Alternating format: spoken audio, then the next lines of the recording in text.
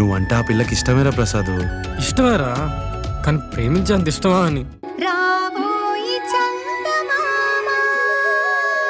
కనీసం నీ ప్రాణం నిలబెట్టాను అనే కృతజ్ఞతతోనైనా నా భర్తను నాకు వదిలే ప్లీజ్.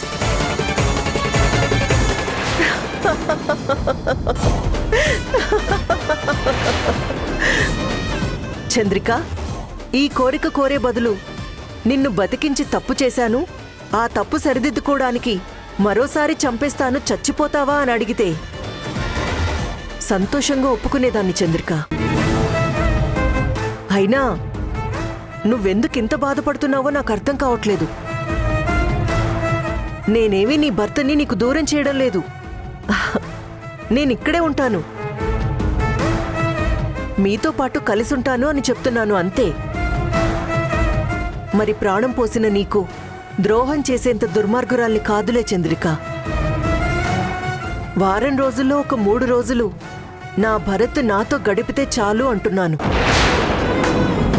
పోనీ నీకు అది ఇష్టం లేకపోతే 2 రోజులు, అది కూడా కష్టంగా ఉందంటే వారంలో 1 రోజు నాతో గడపమను, నాకది చాలు.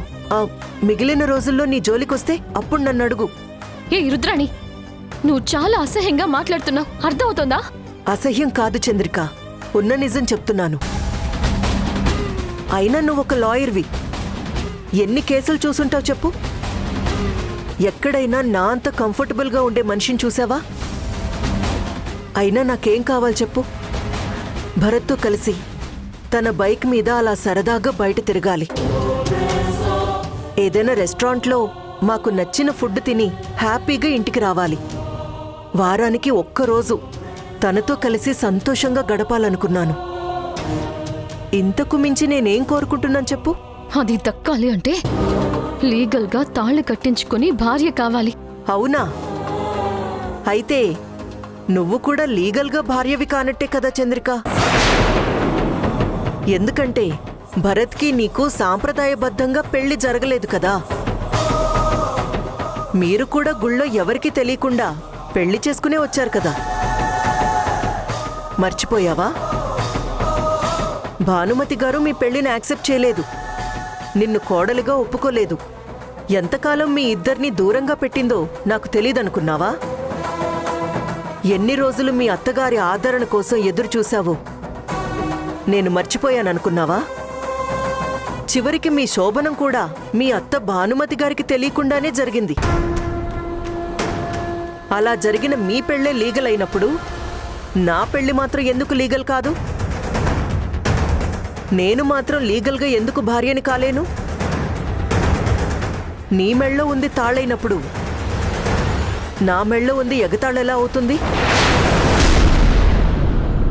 నాది పెళ్ళే, నేను భార్యనే చంద్రిక. ఆ రోజు ఎంతమంది వద్దు వద్దు అంటున్నా ఎవ్వరి మాట వినిపించుకోకుండా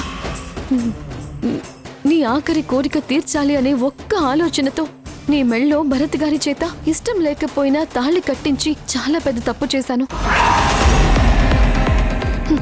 ఆ రోజు ఎలాగైనా నీ ప్రాణం కాపాడమని ఆ భగవంతుడిని కోరుకున్నాను. కానీ ఈ రోజు అలా ఎందుకు చేసుకున్నానా అని కుమిలి కుమిలి నా చెప్పుతో నేను కొట్టుకోవాలనుంది. నే చేసిన తప్పుకి నా భర్త ఎంత నలిగిపోతున్నారో నీకు తెలియట్లేదు. చెప్తాను, నీకు సరైన గుణపాఠమే నేర్పిస్తాను.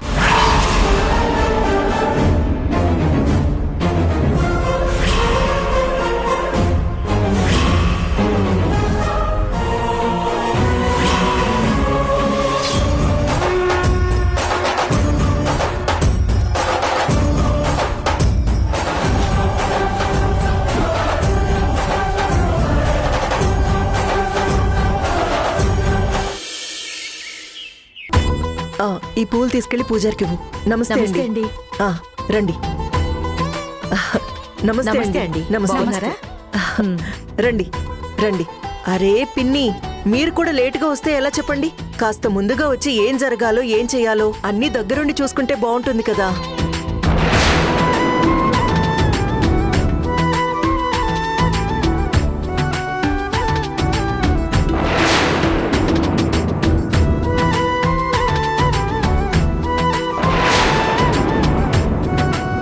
రుద్రాణి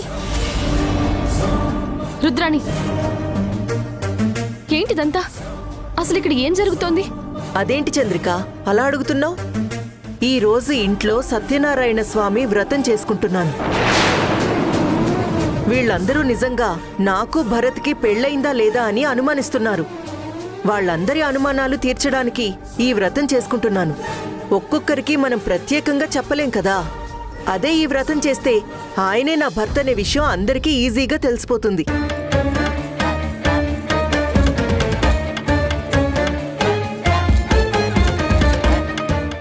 పంతులు గారు రండి. నమస్కారం. ఏంటి పంతులు గారు, మీరెప్పుడొస్తానన్నారు? ఎప్పుడొస్తున్నారు? మీరు ముందుగా వచ్చి అన్నీ చూసుకోవాలని చెప్పానా లేదా? రండి, ఇప్పటికే బాగా ఆలస్యం అయిపోయింది. ఇదిగో అమ్మా, అంతా రెడీగానే ఉంది. మీరు అబ్బాయిని తీసుకుని రండి. అబ్బాయిని తీసుకుని వస్తే పూజ మొదలు పెట్టేద్దాం. అలాగేనండి, ఇదిగో ఇప్పుడే ఆయన్ని తీసుకొని వస్తాను. అలాగే. సరేనా?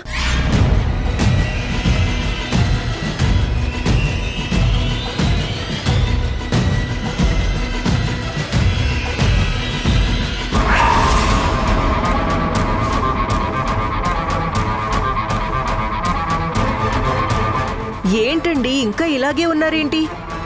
అరే అవతల అందరూ వచ్చేశారు, లేట్ అవుతుంది, త్వరగా రండి. ఎక్కడికి? అదేంటండి, చంద్రికకి చెప్పమని చెప్పాను, మీతో చెప్పలేదా? ఈరోజు మనం వ్రతం చేసుకుంటున్నాం, అయిన వాళ్ళందరూ వచ్చారు. ముత్తైదువులు కూడా వచ్చేశారు, త్వరగా రండి.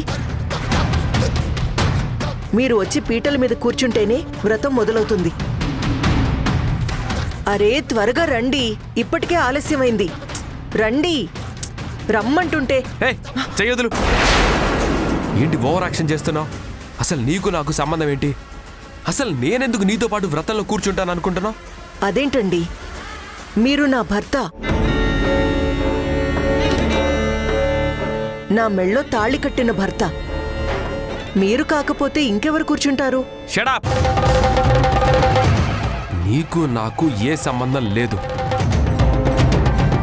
అసలు నీ మెడలో నేను తాళి కట్టానడానికి సాక్ష్యం ఏంటి? ఓ అలా వచ్చారా? మీరు నా మెళ్ళో తాళి కట్టారు, మీరు నా భర్త అని చెప్పడానికి మీకు సాక్ష్యం కావాలి, అంతేనా? చూడండి, ఆ రోజు నేను స్పృహలో లేనప్పుడు నా మీద ప్రేమతో మీరు నా మెళ్ళో తాళి కట్టారు. అది అక్కడున్న అందరికీ తెలుసు, మీకు చంద్రికకి కూడా బాగా తెలుసు, మీ మనస్సాక్షికి కూడా తెలుసు.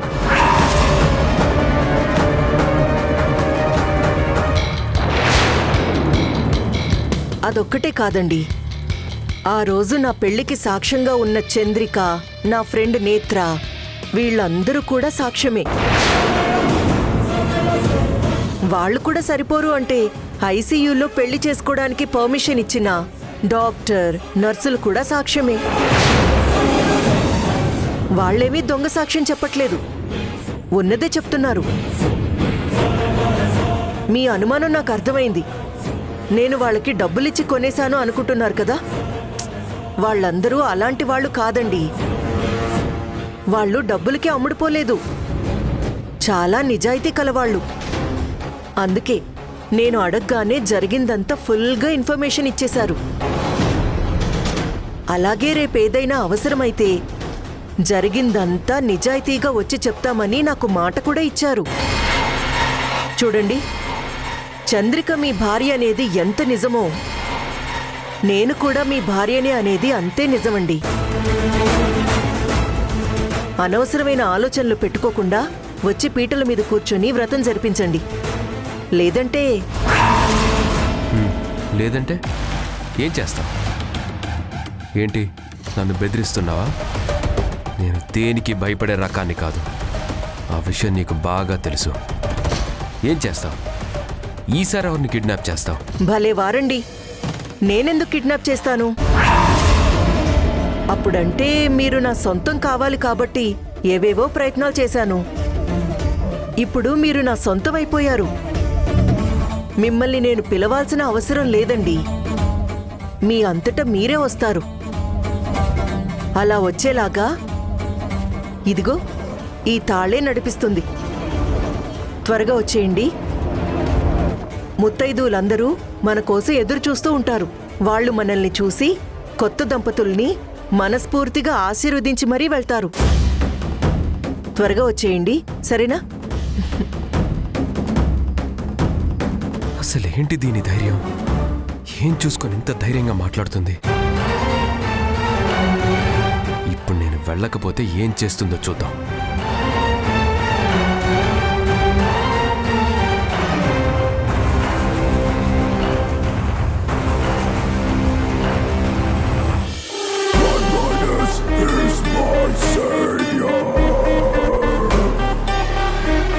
ఛా, ఈ నీరజకేమైంది? ఫోన్ నంబర్ మార్చిందా ఏంటి? సమయానికి లేకుండా పోయింది. ఎక్కడి పనులు అక్కడే ఉండిపోయాయి. అవతల వ్రతానికి కూర్చోవాలి. ఛా, ఒక్కదాన్నే ఎన్ని పనులను చూసుకోవాలి?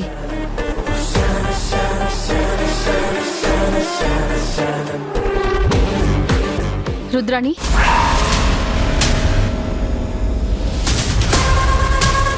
రాచంద్రిక, అవును, నువ్వేంటి ఇంకా ఇలాగే ఉన్నావు? తొందరగా రెడీ అవ్వు, వ్రతానికి కూర్చోవాలి కదా. చూడు రుద్రాణి, అనవసరంగా ఇంట్లో గొడవ చేయకు. వ్రతం లేదు, ఏం లేదు. వచ్చిన వాళ్ళని పంపించేసే. అందరి ముందు గొడవలు పడ్డం నాకిష్టం లేదు. ఇప్పటికే జరిగింది చాలు. చంద్రిక, వ్రతానికి రమ్మని పిలిచి ఇప్పుడు వెళ్ళిపోండి అంటే ఏం బాగుంటుంది చెప్పు? ముందు నువ్వు వెళ్ళి కొత్త చీర కట్టుకొనిరా, వ్రతంలో కూర్చుందాం. ఏంటి కూర్చుందామా అంటే? అరే, అంటే ఏముంది? ఈ ఇంటికి మనమిద్దరం కోడళ్లమే కదా, అందుకే ఇద్దరం కలిసే కూర్చొని వ్రతం చేసుకుందాం. ఎంత కొత్తగా నన్ను పెళ్లి చేసుకున్నా నిన్ను కాదని నాతో కలిసి వ్రతంలో కూర్చుంటే నేనెలా ఒప్పుకుంటాను? నేను మరీ అంత స్వార్థపరురాల్ని కాదులే చంద్రిక. వెళ్ళు, వెళ్ళి తొందరగా రెడీ అవ్వు, సరేనా? ఏ ఆపు, నువ్వు నీ ఓవర్ యాక్షన్. అయినా నలుగురు ముత్తైదులను పిలిచినంత మాత్రాన వ్రతం జరిగిపోతుందని ఎలా అనుకుంటున్నావు? నీకు జరిగింది పెళ్లి కాదు, నీ మెళ్ళో ఉంది తాళిబొట్టు కాదు. మరి దాన్ని ఏమంటారో అది కూడా నువ్వే చెప్పు. చూడు రుద్రాణి, నేను చెప్తేనే ఆయన నీ మెళ్ళో తాళి కట్టారు. అంత మాత్రాన నువ్వేం భార్యవైపోవు. అయినా ఆయన నీ పక్కన వ్రతంలో కూర్చుంటారని ఎలా అనుకుంటున్నావు? అసలు ఈ వ్రతం జరుగుతుందని ఎలా అనుకుంటున్నావు? ఇదే మాట ఆయన కూడా అన్నారు చంద్రిక. నేనేం మీ మాటలకి కంగారు పడ్డం లేదు. ఎందుకంటే మీరు ఎన్ని అనుకున్నా సరే చివరికి నేనేమనుకున్నానో అదే జరుగుతుంది. ఇంపాసిబుల్. నువ్వు అనుకున్నది జరగదు, జరగనివ్వను. అవునా? భరత్ నా మెళ్ళో తాళి కట్టాడు, ప్రాణం పోయినా నీ మొహం చూడడు అన్నావు. కానీ చివరికి ఏం జరిగింది? నేనడిగితే తాళి కట్టలేదే, నువ్వే దగ్గరుండి కట్టించావు. అన్ని హోప్స్ వదిలేసుకొని చచ్చిపోదామని చాలా పవర్ఫుల్ విషయం తాగాను. కానీ పోయానా? లేదే, నువ్వే కాపాడాల్సొచ్చింది. ఇదంతా నువ్వనుకుంటేనో నేననుకుంటేనో జరిగింది కాదు చంద్రిక. అంతా దేవుడి నిర్ణయం. దాన్నాపడం ఎవరి వల్ల కాదు, నీ వల్ల కాదు, భరత్ వల్ల కాదు. నేను జీవితంలో చేసిన అతి పెద్ద తప్పు ఏదైనా ఉంది అంటే అది నీ మీద జాలి పడ్డావు. మళ్ళీ ఆ పొరపాటు ఇంకొకసారి చచ్చినా చేయను. నువ్వు ఎన్ని ఎత్తులు వేసినా సరే నా భర్తని మాత్రం నేను వదులుకోను. ఆయన నీ పక్కన కూర్చొనివ్వను, ఈ వ్రతం జరగనివ్వను. అదే ఈ పంతమే వద్దనేది. అయినా మన చేతుల్లో ఏం లేదు చంద్రిక. ఆడించేదంతా ఆ దేవుడే.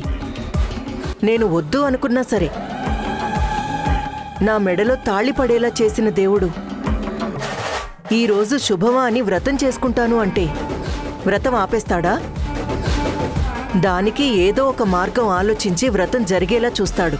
చాలా ఓవర్ కాన్ఫిడెన్స్ తో ఉన్నావు రుద్రాణి. అదే అనుకో, ఈ వ్రతం జరిగి తీరుతుంది.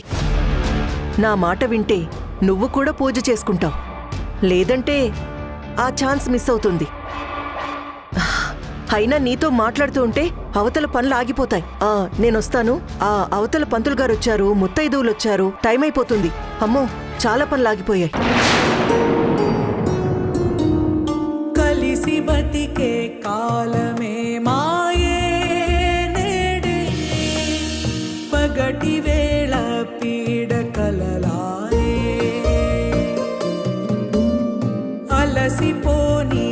అసలే మాయే చంద్రిక ఇక్కడేం చేస్తున్నావు? అత్తయ్య, ఆ రుద్రాణి కాన్ఫిడెన్స్ ఏంటో నాకు అర్థం కావడం లేదు. ఈ వ్రతం జరిగి తీరుతుంది అని తను చాలా స్ట్రాంగ్ గా చెప్తోంది. అలాగే చెప్తుంది, ఎందుకంటే అదంతా నువ్విచ్చిన ఆలుసు. ఏంటలా చూస్తున్నావు? ఏ నువ్విచ్చిన ఆలుసు కాకపోతే ఇంకేంటి? అది ఇక జన్మలో నాకు పెళ్లి జరగదు, నా కర్మ ఇంతే అని చచ్చిపోవాలి అనుకుంటే నువ్వు దేవతలా నిలబడి వరం ఇచ్చావు. అత్తయ్య, మాట్లాడుకో.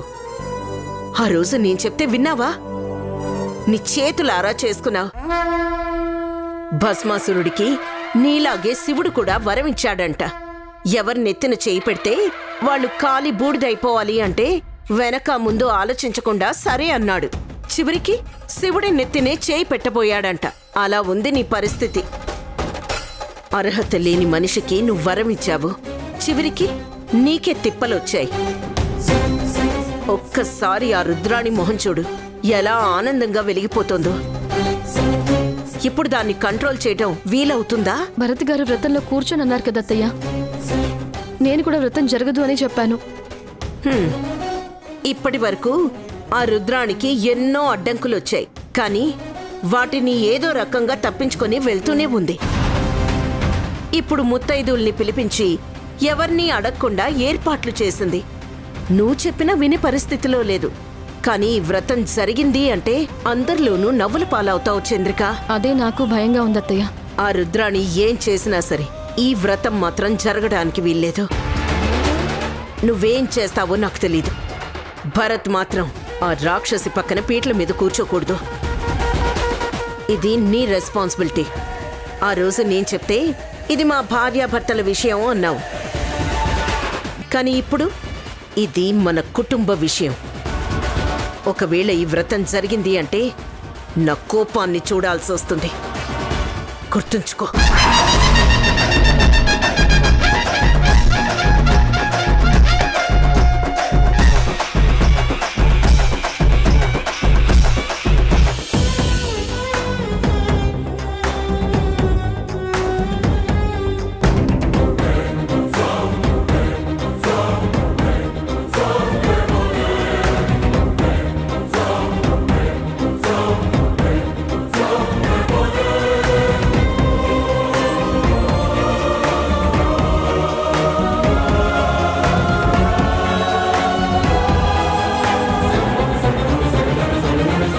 రుద్ర, వ్రతానికి రెడీ అవుతున్నావా?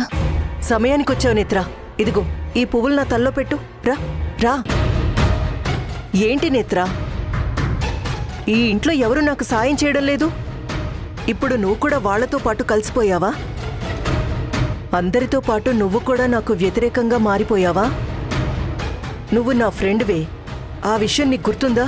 ఫ్రెండ్ని కాబట్టి స్ట్రెయిట్గా అడుగుతున్నాను, నిజం చెప్పు. ఏం ప్లాన్ చేశావు? మళ్ళీ ఏం కుట్ర పన్నావు? ఏంటి నేత్ర, నువ్వు నన్ను అనుమానిస్తున్నావా? నేను కుట్ర పన్నడమేంటి? భరత్ గారికి నీతో పాటు వ్రతంలో కూర్చోవడం ఇష్టం లేదు. చంద్రిక కూడా అలా జరగదనే చెప్తోంది. ఈ వ్రతం ఆపేయమని నీకు వార్నింగ్ కూడా ఇచ్చింది. కానీ నువ్వు మాత్రం అవేవీ పట్టించుకోకుండా చాలా కాన్ఫిడెంట్గా ఉన్నావు. రెడీ అయిపోతున్నావు కూడా. అసలేంటి నీ ధైర్యం? ఏం ప్లాన్ చేశావు? నిజంగా నేనేం ప్లాన్ చేయలేదు నేత్ర. అయినా ఆ అవసరం నాకేముంది చెప్పు? అయితే ఈ వ్రతం జరుగుతుందని ఎలా అనుకుంటున్నావు? ఎందుకు జరగదు నేత్ర? నేననుకుంటే నా పెళ్లి జరిగిందా? ఆ దేవుడు అనుకుంటే నా పెళ్లి జరిగింది. ఆయనే నాకు తోడుగా ఉన్నప్పుడు నేను ఇంకొకరి గురించి ఎందుకు భయపడాలి? దేవుడు అనుకుంటే నీ పెళ్లి జరగలేదు రుద్ర. ఆ చంద్రిక ఒప్పుకుంటే జరిగింది. ఈ పెళ్లి జరిపించమని నేను కాళ్ళు పట్టుకుంటే జరిగింది. కానీ నిన్ను పంపించింది కూడా ఆ దేవుడే కదా నేత్ర. నాతో మాట్లాడకుండా దాదాపు 3 ఏళ్లు దూరంగా ఉన్నావు. కానీ లాస్ట్ మూమెంట్లో ఎలా వచ్చావు? ఎన్నిసార్లు ఫోన్ చేసినా నా ఫోన్ తీసావా? సరిగ్గా అప్పుడే ఎలా తీసావు? ఇది దేవుడు రాసిన బంధం. దీన్ని మార్చడం ఎవ్వరి తరం కాదు. అందుకే అందరిలాగే పెళ్లి కాగానే వ్రతం చేసుకుందామని రెడీ అయ్యాను. పెళ్లి హాస్పిటల్లో జరిగింది. రిసెప్షన్ ఎలాగూ లేదు. కనీసం వ్రతమైనా నలుగురికి తెలిసేలా ఉన్నంతలో బాగా చేసుకోవాలని ఆ నలుగురిని పిలిచాను. తప్పో ఒప్పో ఇప్పుడు నేను అడుగుతున్నానుగా రుద్ర. నువ్వు చేస్తున్నది ప్రతిదీ తప్పే. సాయం చేసిన వాళ్ల కోసం ప్రాణం ఇవ్వాలే కాని ఇలా ద్రోహం చేయకూడదు. సుమంగళిగా పోవాలని నువ్వు అడిగిన ఆఖరి కోరిక కోసం నేను చంద్రిక నొప్పిస్తే ఆ తాళి నీ మెడలో పడింది. ఎలాగోలాగా భరత్కి భార్య వనిపించుకున్నావు. నీ కోరిక తీరింది. ఇంక చాలు రుద్ర. వాళ్లనొదిలేసి నాతో వచ్చి దూరంగా వెళ్ళిపోదాం. ఇలా ఎలా మాట్లాడుతున్నావు నేత్ర? పెళ్లి జరిగిన తర్వాత భర్తను వదిలేసి రావడం అనేది ఏ ఆడపిల్లకైనా ఎంత కష్టం. అసలు నువ్వలా అనొచ్చా? తప్పు కదా. కష్టమైన నిష్ఠూరమైన భర్తతోనే ఉండాలి. చూడు, నువ్వు మళ్ళీ చాలా అవమానాలు పడాల్సొస్తుంది. అందరి చేత అసహ్యంగా మాటలు పడాల్సొస్తుంది. నా మాట విను. అదే కదా నీ బాధ? ఈ వ్రతం జరగదు అనే కదా నువ్వంతలా ఆలోచిస్తున్నావు?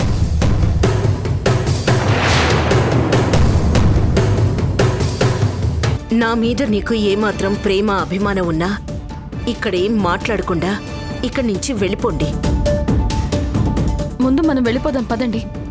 ఆ తర్వాత ఆ రుద్రాన్ని ఏం చేయాలో ఆలోచిద్దాం. రండి. సరే, లగేజ్ తీసుకుని వస్తాను.